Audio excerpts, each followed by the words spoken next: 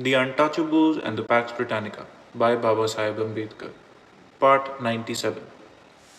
The policy laid down in this resolution has ever since remained the policy of the British government in the matter of social reform. Why did the British government leave the untouchables in the cold without any care or attention?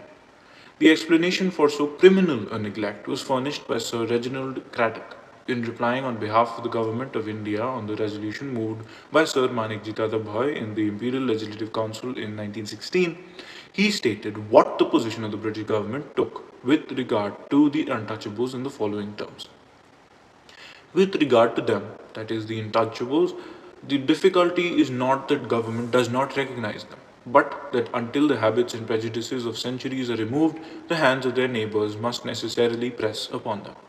You must remember that these people live mostly in villages and very often in the back lane of towns, and that the neighbors have not yet come under these broad and liberal minded influences.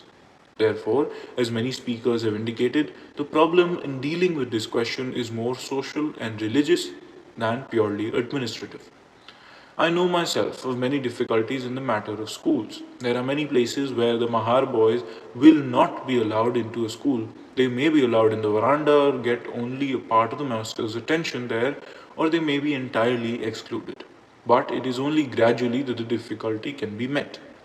I have constantly dealt with this problem on the spot. I have reasoned with people, I have said to them, there are taxpayers like yourselves, either let them come into the school, or if you wish to indulge in your own prejudices, they may be reasonable prejudices as you consider them, but if you wish to indulge them, should you not contribute something in order that these boys may have a school of their own? In that, what some of the better people have come forward to help in the matter of wells and schools for the low castes, they have assisted, and the difficulties have been got over.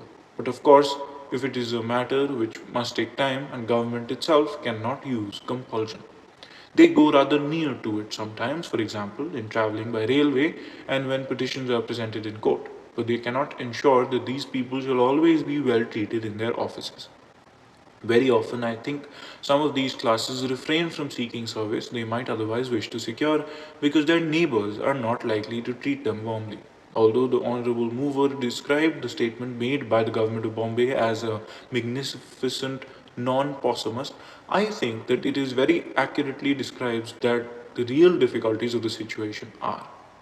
Even though government is willing to help in every way these unfortunate people, yet it remains true that the position of these castes and tribes in the future depends partly on their own selves and partly those more favored Indian communities, which by extending the hand of human comradeship or hardening their hearts and averting their faces, have it in their power to elevate or to degrade them. That, sir, I think represents very truly and accurately the position of affairs as regards these depressed classes. The end.